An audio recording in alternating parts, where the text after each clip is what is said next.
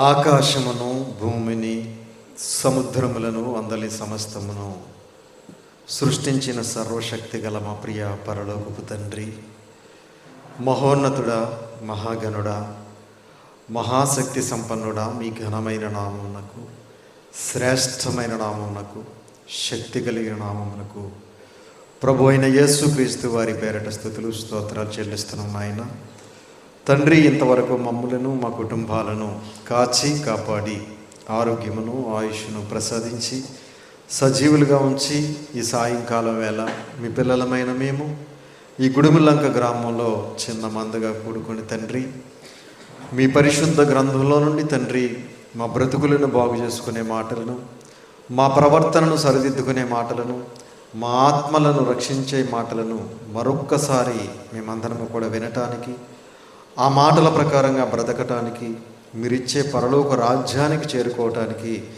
మీరు మాకిచ్చినటువంటి గొప్ప అవకాశమును బట్టి, ధన్యతను బట్టి క్రీస్తు వారి పేరట స్తుతులు స్తోత్రాలు చెల్లిస్తూ ఉన్నాము. తండ్రి, మీ దాసుడునైన నేను మీ పక్షముగా నిలబడి మీ గ్రంథములో నుండి కొన్ని మాటలను మీ పిల్లలకు ఉపదేశించడానికి సిద్ధపడుతూ ఉండగా చెప్పగలిగే మంచి సంయోచితమైన జ్ఞానమును, మీ ఆత్మ సహాయమును నాకు అందించండి. వినిచున్న మీ పిల్లలకు అర్థం చేసుకునే మనసును, గ్రహించే హృదయమును దయచేయండి. మీ మాటలు తండ్రి కేవలం విని విడిచిపెట్టి వారంగా ఉండకుండా విన్న మాటల ప్రకారంగా బ్రతుకుతూ మిమ్మల్ని మహింపరుస్తూ, ఘనపరుస్తూ, సంతోషపరుస్తూ మీ నామమునకు కీర్తి కలగజేస్తూ మీరిచ్చే పరలోక రాజ్యానికి మేమందరము చేరుకోవటానికి సహాయం చేయమని, కృప చూపించమని, దయ చూపించమని మీ ప్రియకుమారుడు, మా ప్రియరక్షకుడైన యేసుక్రీస్తు వారి పేరిట చిన్న ప్రార్థన అడిగి వేడుకొంచున్నాము తండ్రి, ఆమేన్. కూడి వచ్చినటువంటి సహోదరి సహోదరులందరికీ కూడా మన ప్రభువును రక్షకుడైన యేసుక్రీస్తు వారి పేరిట హృదయపూర్వకమైన వందనములు తెలియజేస్తూ ఉన్నాను. అంత బాగున్నారు కదండి? సంతోషం. ఈరోజు ఒక మంచి పాఠాన్ని పరిశుద్ధ గ్రంథం ద్వారా నేర్చుకుందాం. ఈరోజు మనం నేర్చుకోబోయే పాఠం పేరు దేవుడు మెచ్చుకున్న భక్తులు ఎవరు. దేవుడు మెచ్చుకున్న భక్తులు ఎవరు అనే పాఠాన్ని ఈరోజు మనం నేర్చుకుందాం ప్రియులారా. దేవుడు మెచ్చుకున్న భక్తులు ఎవరు? ప్రియమైన దేవుణ్ణి పిల్లలారా, ఈ ప్రపంచంలో చాలామందిని కొన్ని సందర్భాలలో మెచ్చుకుంటూ ఉంటారు. స్కూల్ పిల్లలు బాగా చదివి మంచి మార్కులు తెచ్చుకున్నారనుకోండి, స్కూల్లో ఉన్న టీచర్ గారు మెచ్చుకుంటారు, ఇంట్లో ఉన్నటువంటి తల్లిదండ్రులు కూడా మెచ్చుకుంటారు, బంధువులు మెచ్చుకుంటారు, చుట్టుపక్కల వారు కూడా మెచ్చుకుంటారు. ఎవరికైనా సహాయం చేశారనుకోండి, వారిని కూడా మెచ్చుకుంటూ ఉంటారు. మంచి పని చేసావు, చాలా చాలా సంతోషం, ఇలాంటి పనులు చేయాలి నువ్వు అని ఎంకరేజ్ చేస్తూ ఉంటారు. అదే చెడ్డ పని చేస్తే మెచ్చుకుంటారండి? ఎవ్వరూ మెచ్చుకోరు చెడ్డ పని చేస్తే. మంచి పని చేసినా, మంచిగా చదువుకున్నా, సమాజానికి ఉపయోగపడే మంచి పనులు చేసినా, కుటుంబానికి ఉపయోగపడే మంచి పని చేసినా మెచ్చుకుంటారు ఎవరైనా. ఒక ఎమ్మెల్యే గారు మెచ్చుకున్నారనుకోండి, మనం చాలా సంతోషపడతాం. ఏమన్నా మెచ్చుకున్నది ఒక సాదాసీదా వ్యక్తి కాదు. ఎవరు? ఒక నియోజకవర్గానికి ఎమ్మెల్యే గారు. ఏమండి? కలెక్టర్ గారు మెచ్చుకున్నారనుకోండి, చాలా సంతోషపడతాం. ఒక ఎంపీ గారు ఎవరైనా మెచ్చుకున్నారనుకోండి, ఇంకా సంతోషపడతాం. ఒక సీఎం గారు మెచ్చుకుంటే ఇక భూమి మీద ఉన్నాం. ఏమ్మా? ఒక రాష్ట్రాన్ని పరిపాలించే ముఖ్యమంత్రి గారు మెచ్చుకుంటేనే మనం భూమి మీద నిలబడం. అలాంటిది ఒక దేశాన్ని పరిపాలించే ప్రధానమంత్రి గారు మెచ్చుకుంటే, ఏమండి, ఈ దేశమంతా నా మీదే ఆధారపడి బ్రతుకుతుందన్నట్టుగా ప్రవర్తిస్తాం. అంతే కదా? ఒక ప్రధానమంత్రి మెచ్చుకుంటే ఇంక అసలు భూమి మీద ఉండం ప్రియులారా. భూమి మీద ఉన్నటువంటి ఒక 5 సంవత్సరాల అధికారంలో ఉన్నవాడు మెచ్చుకుంటేనే అంత సంతోషం కలిగితే, భూమిని, ఆకాశమును, అందలి సమస్తాన్ని సృష్టించిన సర్వశక్తి గల దేవుడు మెచ్చుకుంటే ఇంకెంత సంతోషపడాలి చెప్పండి. మరి అలా దేవుడు మెచ్చుకున్నటువంటి భక్తులు బైబిల్ గ్రంథంలో ఎవరైనా ఉన్నారా అనేది ఒకసారి మనం బైబిల్ గ్రంథంలోకి వెళ్ళి చూడగలిగితే ఆదికాండం 6వ అధ్యాయం, ఆదికాండం 6వ అధ్యాయము 9వ వచనం జాగ్రత్తగా చూడండి పిల్లలు. ఆదికాండము 6వ అధ్యాయము 9వ వచనం. నోవహు వంశవళి ఇదే. నోవహు నీతిపరుడును తన తరములో నిందారహితుడునై ఉండెను. ప్రియమైన దేవుని పిల్లలారా, క్రీస్తుకు పూర్వం కొన్ని వేల సంవత్సరాల క్రితం బ్రతికినటువంటి నోవహు గారి గురించి దేవుడు పలుకుతున్నటువంటి మాట ఇది. ప్రియమైన దేవుని పిల్లలారా, నోవహు గారు ఎలాంటి వాడట? నీతిపరుడు అంటే అర్థం ఏంటి? నీతిమంతుడు అని అర్థం. క్రీస్తుకు పూర్వం కొన్ని వేల సంవత్సరాల క్రితం నోవహు గారు బ్రతికారు. అప్పటికి నోవహు గారు భూమి మీద బ్రతికున్నప్పటికీ పాత నిబంధన గ్రంథం ఉందండి? పాత నిబంధన గ్రంథం ఉందా? లేదు. ఆజ్ఞలు ఉన్నాయా? లేవు. దైవ సేవకులు ఉన్నారా? లేరు. పాత నిబంధన గ్రంథం లేదు, ఆజ్ఞలు లేవు, దైవ సేవకులు లేరు. అయినా నోవహు గారు ఎలా బ్రతుకుతున్నారట? నీతిమంతుడిగా బ్రతుకుతున్నాడట. అలాగే ఆ తరము వారిలో నిందారహితుడుగా అంటే నిందలు లేనివాడిగా బ్రతుకుతున్నాడట. ప్రియమైన దేవుని పిల్లలరా, నీతిమంతుడిగా బ్రతుకుతున్నాడు, నిందారహితుడిగా బ్రతికాడట. అందుకే దేవుడు అతన్ని జీవితం గురించి పరిశుద్ధ గ్రంథంలో పరిశుద్ధాత్మ ప్రేరణతో వ్రాయించాడు. ప్రియమైన దేవుని పిల్లలారా, ఈరోజు మనకి పాత నిబంధన ఉంది, కొత్త నిబంధన ఉంది, ఆజ్ఞలు ఉన్నాయి, కట్టడలు ఉన్నాయి, విధులు ఉన్నాయి, దైవ సేవకులు ఉన్నారు. కానీ నీతిమంతులుగా బ్రతికేవారు ఉన్నారా? నిందారహితులుగా బ్రతికేవారు ఉన్నారా అంటే ఉన్నారండి? లేరు. ప్రియమైన దేవుని పిల్లలారా, ఒకవేళ ఉంటే ఎక్కడో నూటికొకడో కోటికొకడో అన్నట్టుగా ఉన్నారు. ప్రియమైన దేవుని పిల్లలారా, కానీ క్రీస్తుకు పూర్వం కొన్ని వేల సంవత్సరాల క్రితమే నోవహు గారి జీవితాన్ని బట్టి మనం ఏమి నేర్చుకోవాలి? ఆ కాలంలోనే ఆయన అంతా ఉన్నతంగా దేవుని కోసం బ్రతికితే ఈ కాలంలో నేను దేవుని కోసం ఇంకా ఎంత ఉన్నతంగా బ్రతకాలని ఆయన జీవితాన్ని బట్టి మనం ఒక పాఠాన్ని నేర్చుకోవాలి. ప్రియమైన దేవుని పిల్లలారా, అందుకే దేవుడు నోవహు గారిని మెచ్చుకుంటూ వ్రాసినటువంటి మాట. ప్రియులారా, మనల్ని చూసి, మన జీవితాన్ని చూసి, మన ప్రవర్తన చూసి, మన భక్తిని చూసి, మన విశ్వాసాన్ని చూసి దేవుడు మనల్ని మెచ్చుకునేలా ఉందా? మన జీవితం నొచ్చుకునేలాగా ఉందా? ఏమండి, మనల్ని చూసి మెచ్చుకోడండి, నొచ్చుకుంటాడు. ఎందుకంటే మన జీవితం అలా ఉంది, మన ప్రవర్తన అలా ఉంది, మన మాటలు అలా ఉన్నాయి, మన ఆలోచనలు అలా ఉంది. ప్రియమైన దేవుని పిల్లారా, క్రీస్తుకు పూర్వం మరొక కొంతమంది గురించి దేవుడు మెచ్చుకుని వారి గురించి ఏమని వ్రాయించాడో ఒకసారి మనం బైబిల్ గ్రంథంలోకి వెళ్ళి చూడగలిగితే హెబ్రీయులకు రాసిన పత్రిక 11వ అధ్యాయం, హెబ్రీయులకు రాసిన పత్రిక 11వ అధ్యాయము 16వ వచనం జాగ్రత్తగా చూడండి పిల్లలు. హెబ్రీయులకు రాసిన పత్రిక 11వ అధ్యాయం 16వ వచనం.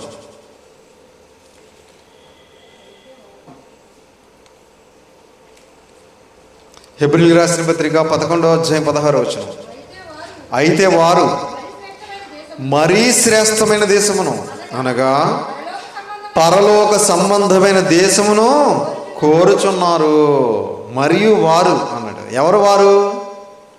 మీరు హెబ్రీ పత్రిక 11వ అధ్యాయం నుంచి చదివితే ఎవరో మనకు అర్థమవుతుంది. అక్కడ హేబేలు గారితో స్టార్ట్ చేశాడు. హేబేలు గారు, హానోకు గారు, నోవహు గారు, అబ్రహాము గారు, ఇస్సాకు గారు, యాకోబు గారు, వీళ్ళందరి గురించి చెప్పుకుంటూ వస్తూ అయితే వారు మరీ శ్రేష్టమైన దేశమును అనగా పరలోక సంబంధమైన దేశమును వారు కోరుచున్నారు.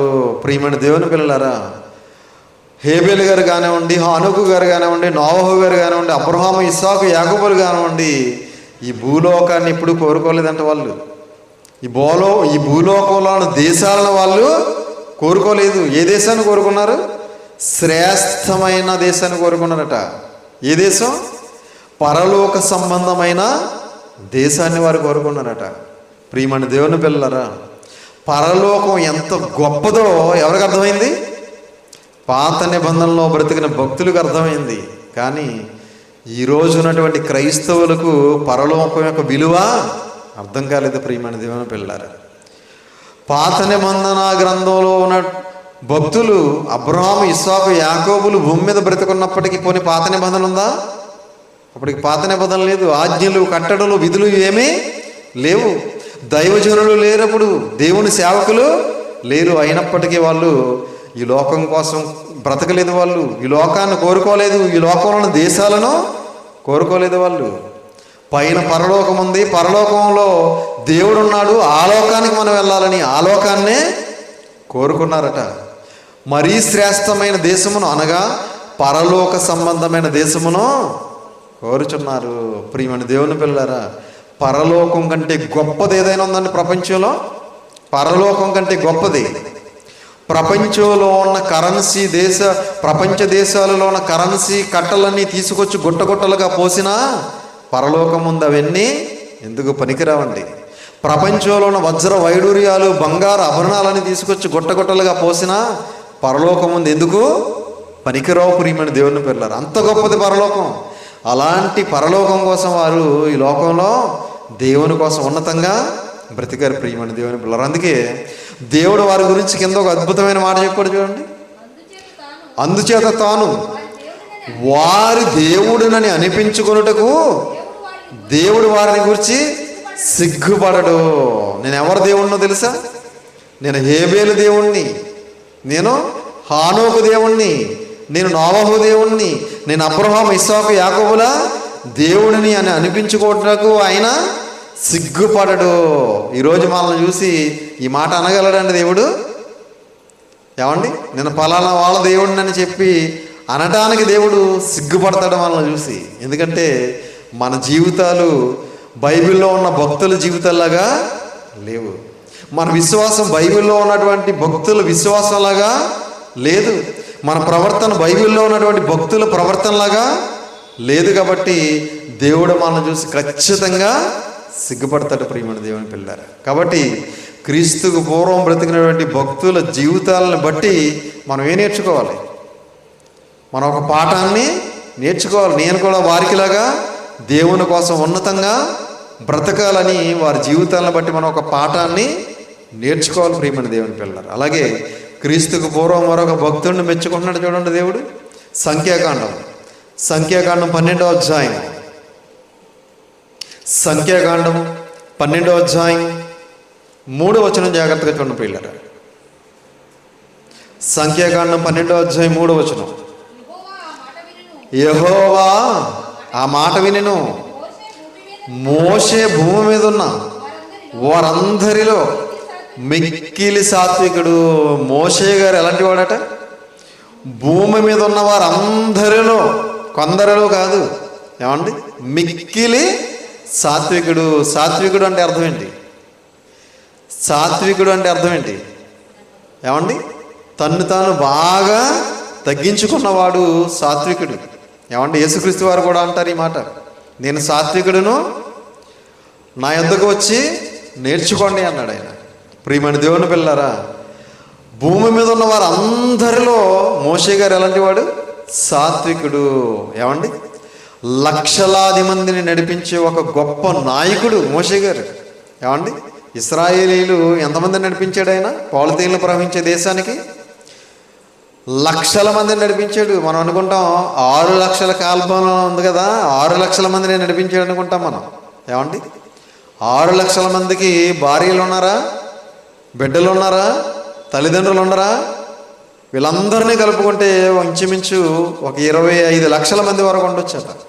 25 నుంచి 30 లక్షల మంది వరకు ఇంతమందిని ఒకే ఒక్కడు నడిపించాడు. ఏమండి, వాళ్ళు చాలా సందర్భాలలో ఆయన మీద తిరుగుబాటు చేశారు. ఎన్నోసార్లు ఆయన మీద సనిగారు, ఎన్నోసార్లు ఆయన కొట్టడానికి కూడా వచ్చారు. అయినా సరే వారిని ఎప్పుడు కూడా వారి మీద తిరగబడలేదు, వారిని తిట్టలేదు, వారిని కొట్టలేదు, వారి మీద సనగలేదు ఆయన. ఏమండి, అంటే ఎంత ఓర్పో చూడండి ఆయనకి. ప్రియమైన దేవుని పిల్లలారా, ఇంట్లో 2 పిల్లలను మనం సరిగ్గా నడిపించలేమండి. వాళ్ళు చేసే అల్లరికి తట్టుకోలేము. అలాంటిది లక్షల మందిని నడిపించడం అంటే చిన్న విషయం అండి ప్రియమైన దేవుని పిల్లారా.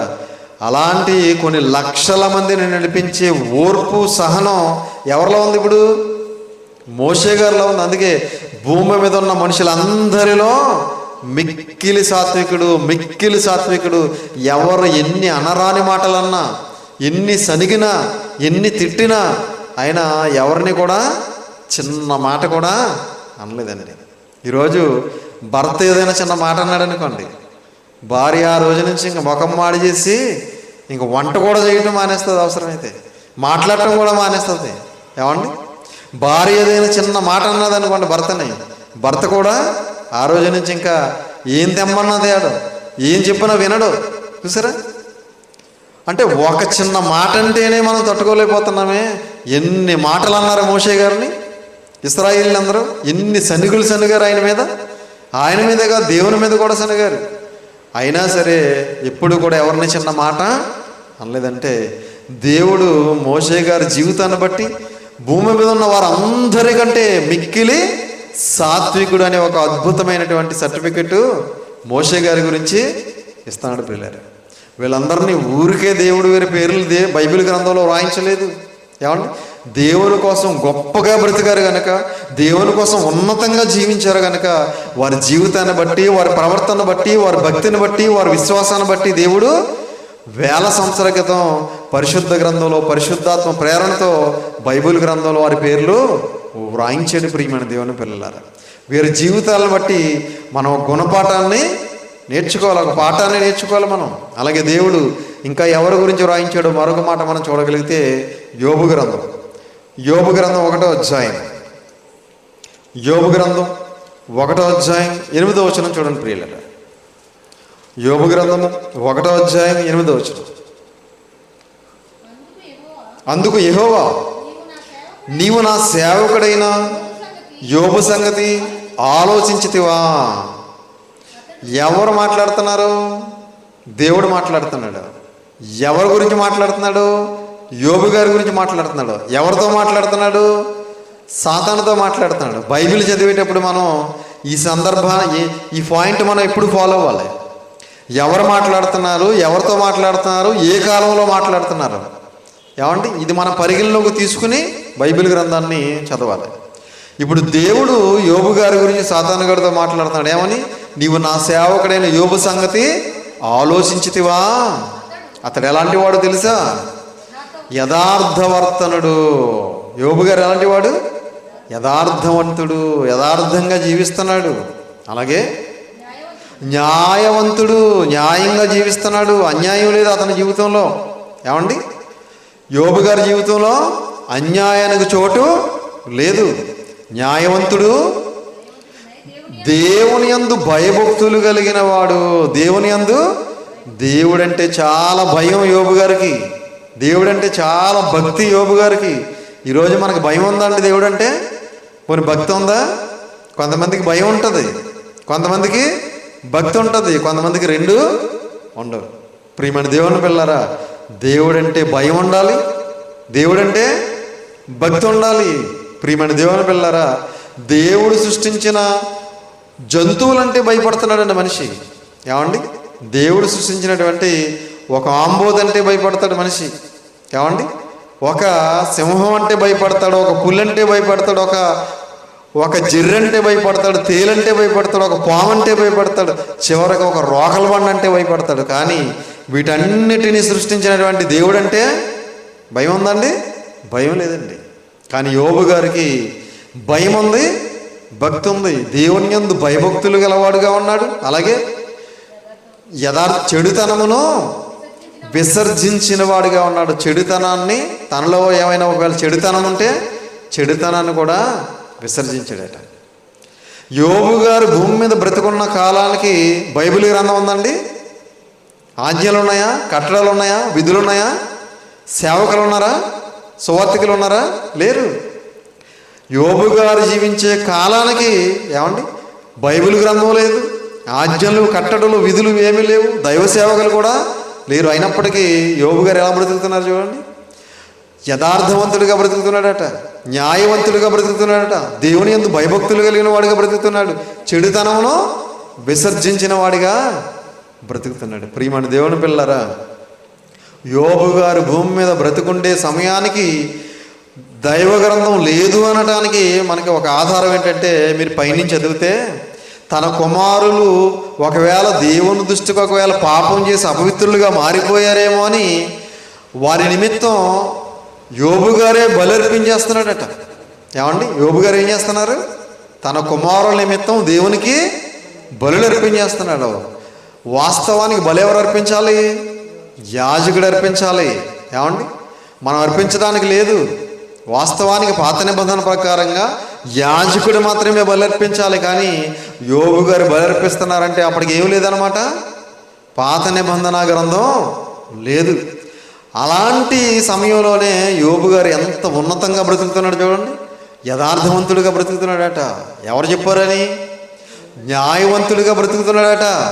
అలాగే దేవుని యందు భయభక్తులు కలిగి బ్రతుకుతున్నాడట. చెడుతనమును విసర్జించేవాడిగా బ్రతుకుతున్నాడట. భూమి మీద అతని వంటి వాడు ఎవడనో లేడు అని చెప్తున్నాడు చూడండి దేవుడు. భూమి మీద అతని వంటి వాడు ఎవడనో లేడు. ప్రియమైన దేవుని పిల్లరా, మనకిప్పుడు ధర్మశాస్త్రం ఉంది, దైవ గ్రంథం ఉంది, ఆజ్ఞలు ఉన్నాయి, కట్టడలు ఉన్నాయి, విధులు ఉన్నాయి, బోధించే సేవకులు ఉన్నారు. కానీ ఈరోజు మన జీవితాలు ఎలా ఉన్నాయి? ఏమండి, వాక్యం పరిపూర్ణమైపోయిన కాలంలో ఉన్నాం మనం. ఏమండి, అంచె దినాల్లో ఉన్నాం మనం. దేవుని మాటలు పాఠాలుగా వినే అద్భుతమైన అవకాశం దేవుడు మనకి ఇచ్చాడు. అయినా సరే మనం ఎలా బ్రతుకుతున్నాం ప్రియమైన దేవుని పిల్లలారా? యోబు గారిలో ఉన్నటువంటి లక్షణాలు మనలో ఉన్నాయంటారా? ప్రియమైన దేవుని పిల్లలారా, యోబు గారి కంటే గొప్పగా బ్రతకాలి మనం అసలు. అవునా? ఏమీ లేని కాలంలోనే యోబు గారు అలా బ్రతికితే అన్నీ ఉన్న కాలంలో మనం ఇంకెంత ఉన్నతంగా బ్రతకాలి, ఇంకా ఎంత భక్తిగా బ్రతకాలి, ఎంత విశ్వాసంగా బ్రతకాలి. కానీ ఈరోజు క్రైస్తవుల బ్రతుకులు చూడండి ఎలా ఉన్నాయో, క్రైస్తవుల ప్రవర్తన ఎలా ఉందో చూడండి, క్రైస్తవుల జీవిత విధానం ఎలా ఉందో చూడండి. వాక్యానికి వారి జీవితానికి అసలు పొంతనే ఉండదు. బైబిల్లో ఉన్న భక్తుల జీవితాలకి మన భక్తి జీవితానికి అసలు పొంతనే లేదు. ప్రియమైన దేవుని పిల్లలు, ఏదో మొక్కుబడికి అలా వెళ్ళాము, విన్నాము, అయిపోయింది అన్నట్టుగా వెళ్ళిపోతున్నారే తప్ప విన్న వాక్యాన్ని నా జీవితంలో ఎంతవరకు నేను అనుసరించగలుగుతున్నాను, ఎంతవరకు పాటించగలుగుతున్నాను, ఎంతవరకు వాక్యానికి కట్టుబడి బ్రతకగలుగుతున్నానని గ్రహించుకుని ఆ మాటకు లోబడి బ్రతికే వాళ్ళు లేరు. ప్రియమైన దేవుని పిల్లలారా, అందుకే యోబు గారి జీవితాన్ని బట్టి మనం ఏం నేర్చుకోవాలి? ఒక పాఠాన్ని నేర్చుకోవాలి. అలాగే దానియేలు గ్రంథంలో దానియేలు గారి గురించి దేవుడు ఎలా మెచ్చుకుంటున్నాడో చూడండి. దానియేలు గ్రంథము 9వ అధ్యాయం. దానియేలు గ్రంథం 9వ అధ్యాయం 23వ వచనం జాగ్రత్తగా చూడండి పిల్లరా. దానియేలు గ్రంథము 9వ అధ్యాయం 23.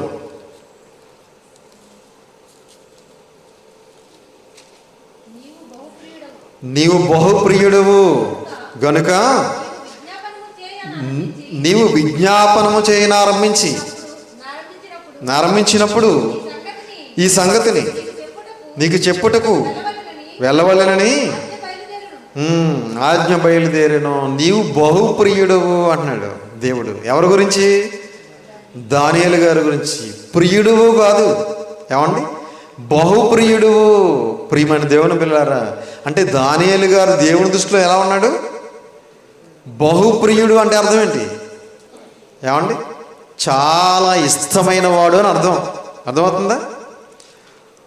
ఈయన నా ప్రియకుమారుడు, ఈయన యందు నేను ఆనందించుచున్నాను అన్నాడు. ప్రియకుమారుడు, బహుప్రియుడు అంటే అర్థం ఏంటి? చాలా చాలా ఇష్టమైన వాడు అని అర్థం. ఏమండి, దానియేలు గారు దేవుని దృష్టిలో ఎలా ఉన్నారట? బహుప్రియుడు. ఏమండి, ఒక రాజు ఒక ఆజ్ఞ జారీ చేశాడు. ఏమని? 30 రోజుల వరకు మీరు ఎవరికి ప్రార్థన చేయకూడదు అని చెప్పి. కానీ రాజుగారి ఆజ్ఞను కూడా పక్కన పెట్టి దానియేలు గారు ఏం చేశారు? రోజుకి ముమ్మారు దేవునికి ప్రార్థన చేశారట.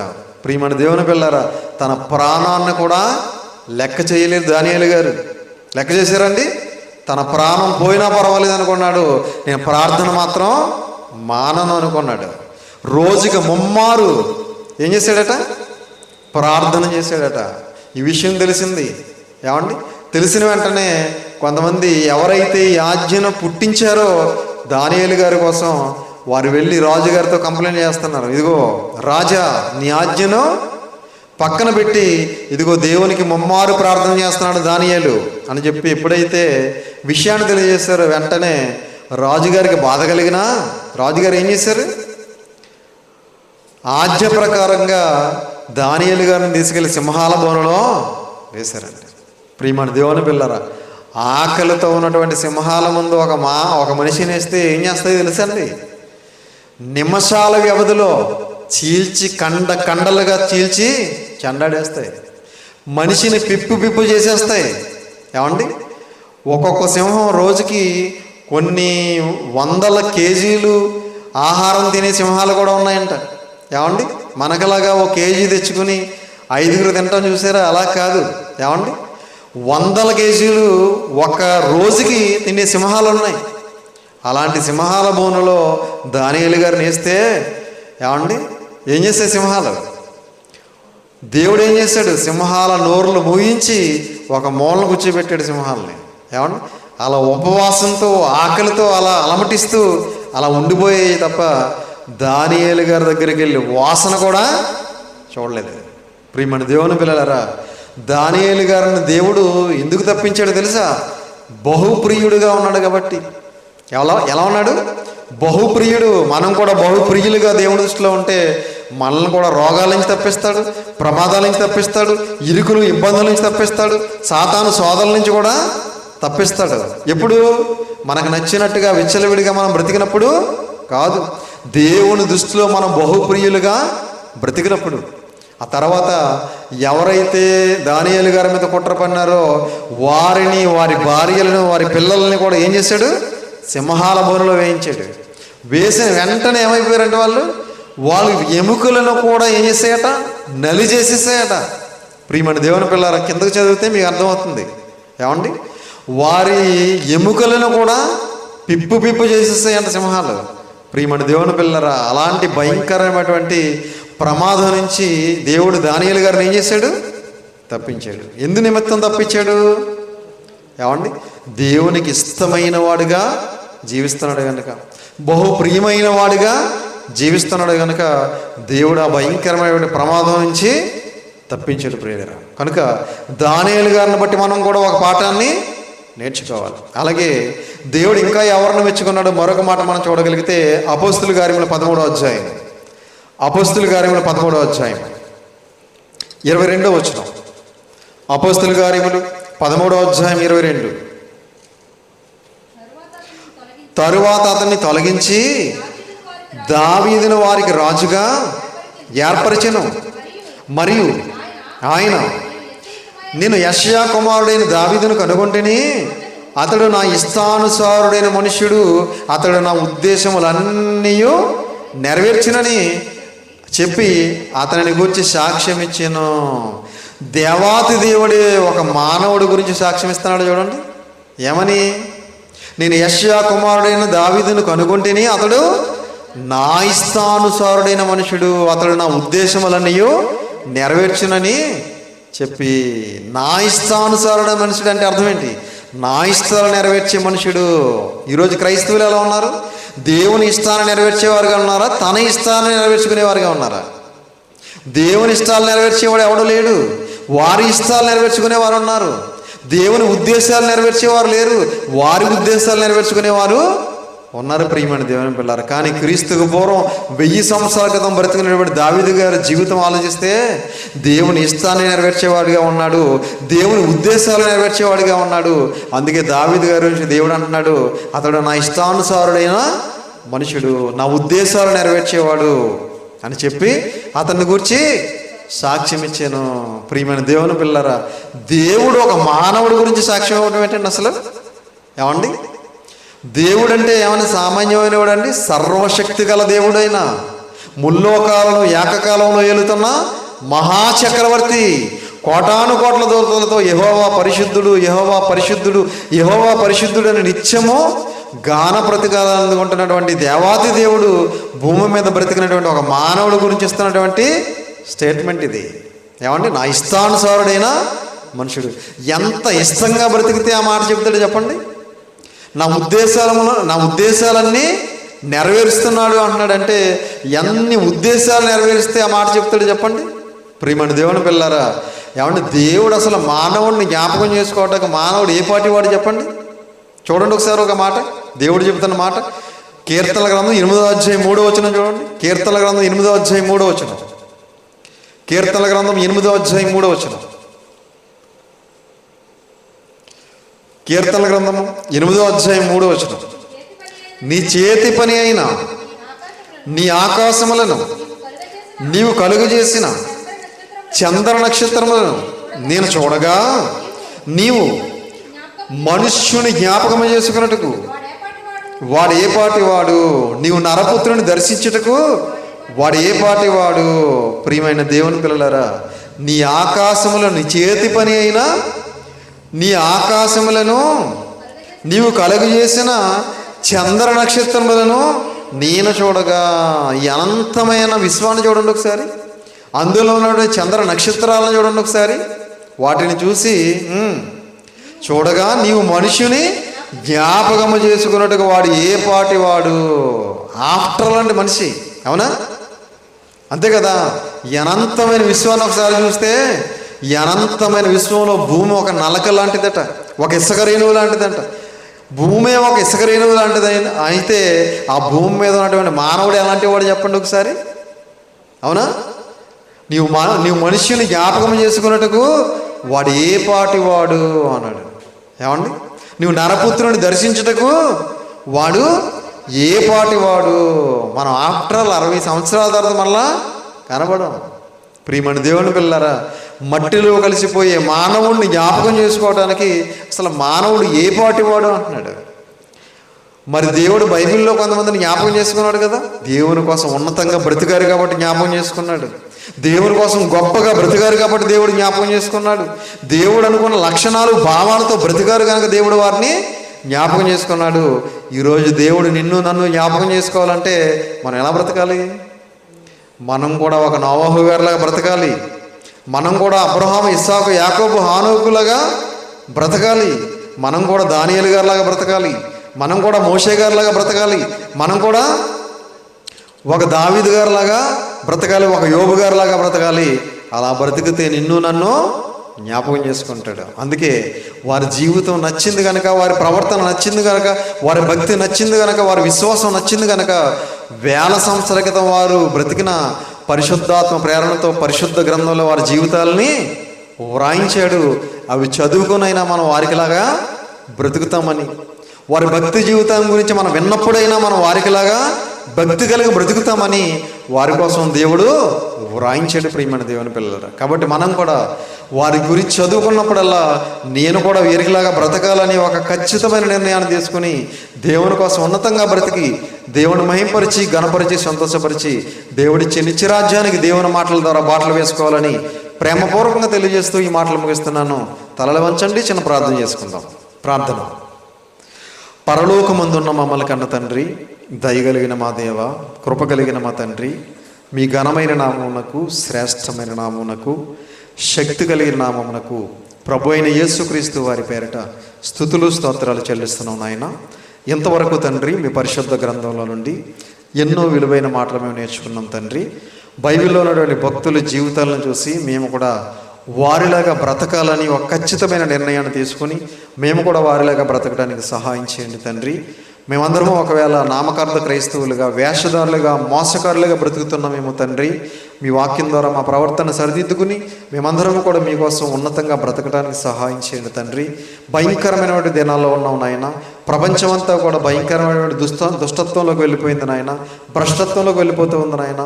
ఇలాంటి దినాల్లో మేమందరం కూడా మీరు అనుకున్నట్టుగా బ్రతకాలంటే మరిదిగో ప్రభా, మాకందరికీ జ్ఞానం కావాలి, బుద్ధి కావాలి, వివేకం కావాలి.